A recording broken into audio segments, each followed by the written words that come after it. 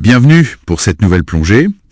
Aujourd'hui, on s'attaque à un sujet assez fondamental, la transformation des conflits modernes. On dit que le cerveau humain est devenu un champ de bataille. Oui, tout à fait. L'OTAN parle même d'un potentiel 6e domaine de conflit. Après la Terre, la mer, l'air, l'espace et le cyberespace, et bien maintenant, la cognition. C'est ça. Ça donne le vertige quand on y pense. Absolument. Donc notre sujet, c'est la guerre cognitive. Pour en parler, on a brassé pas mal de sources, académiques, militaires, OTAN notamment, et des analyses géopolitiques qui incluent différentes vues comme celle de la Chine. D'accord. Et l'objectif, notre mission si on veut, c'est de comprendre ce que c'est vraiment, la guerre cognitive, qu'est-ce que c'est, comment ça marche, l'exploitation des biais, l'IA, les deepfakes, qui fait quoi, et puis comment on s'en protège. Eh bien, la distinguer, oui, de la guerre de l'info ou de la guerre psychologique. Ce n'est pas tout à fait la même chose. Exactement. Alors, commençons par la définition peut-être. Alors, la guerre cognitive, disons dans la vision OTAN par exemple, ça vise à influencer, à perturber, même à contrôler notre cognition, c'est-à-dire notre façon de penser, de décider, nos attitudes. Pour obtenir un avantage stratégique, j'imagine. C'est ça, souvent en lien avec d'autres actions, d'autres leviers. Et il y a une nuance chinoise, si j'ai bien compris. Oui. La perspective chinoise semble viser encore plus loin, carrément modifier la lecture du monde de l'adversaire. L'idée de gagner sans combattre, en quelque sorte, en façonnant les croyances profondes. D'accord. Donc la différence clé avec la guerre de l'info ou la guerre psychologique, c'est quoi alors ? La guerre de l'info, c'est plus sur le contrôle du flux d'informations. La guerre psy, ça cible les opinions, les émotions. La guerre cognitive, elle attaque directement le comment on pense, le traitement de l'info lui-même. Le processeur en quelque sorte ? Voilà, l'esprit devient le terrain d'opération. C'est fascinant et inquiétant. Mais concrètement, comment ils s'y prennent ? Comment on est visé, nous, individuellement ? Alors, une des clés, c'est l'exploitation de nos biais cognitifs. On en a tous, c'est naturel. Le biais de confirmation, par exemple. Ah oui, on cherche ce qui confirme ce qu'on pense déjà. Exactement. Ou l'effet de simple exposition. Plus on voit un truc, même faux, plus ça nous paraît vrai. Et puis, le stress, la peur, ça nous rend plus vulnérables. Donc on parle de désinformation, de manipulation de la perception, et l'ingénierie sociale aussi.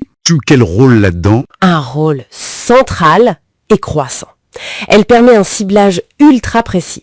On parle de ciblage comportemental, psychologique. Plus précis que les bulles de filtre dont on entend parler. Ah oui, largement.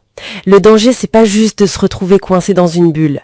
C'est que l'IA peut construire activement des cocons d'information sur mesure. Des cocons. Oui, des environnements informationnels conçus pour manipuler des parcours cognitifs spécifiques.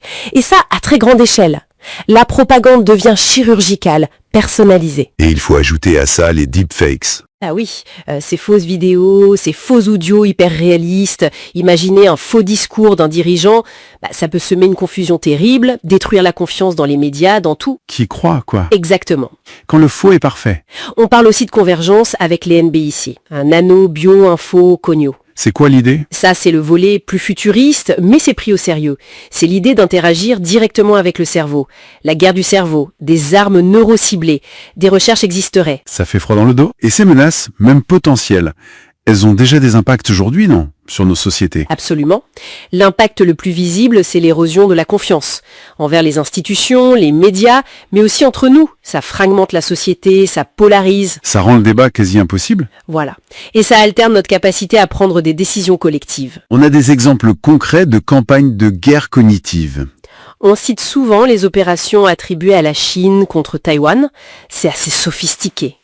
IA pour profiler, puis des techniques pour attirer l'attention, modeler l'info dans ces fameux cocons, influencer les perceptions sur l'indépendance, par exemple. Et côté russe ? On observe aussi des opérations russes, en Ukraine bien sûr, mais aussi visant l'Occident. Désinformation, exploitation des divisions sociales, ingérence électorale. Face à tout ça, comment on se défend ?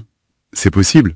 Alors, au niveau des États, des organisations, il y a des stratégies. La sensibilisation déjà, la détection, souvent avec l'IA d'ailleurs, pour repérer les campagnes, et des cadres légaux comme le Digital Services Act en Europe pour les plateformes. Mais ça suffit, la tech et les lois ? J'imagine que non. Non, bien sûr. La résilience individuelle et collective, c'est crucial. Développer son esprit critique, avoir une certaine hygiène numérique, savoir gérer ses émotions face à la manip. Une sorte d'autodéfense intellectuelle. C'est un peu ça. Il y a même des approches comme l'inoculation.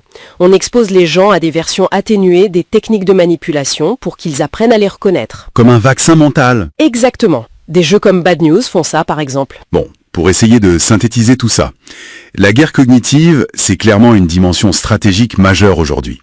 Ça cible nos esprits avec des méthodes psy et des technologies de pointe, IA, deepfakes, et peut-être demain les neurotech. Tout à fait. Et le défi, il est énorme.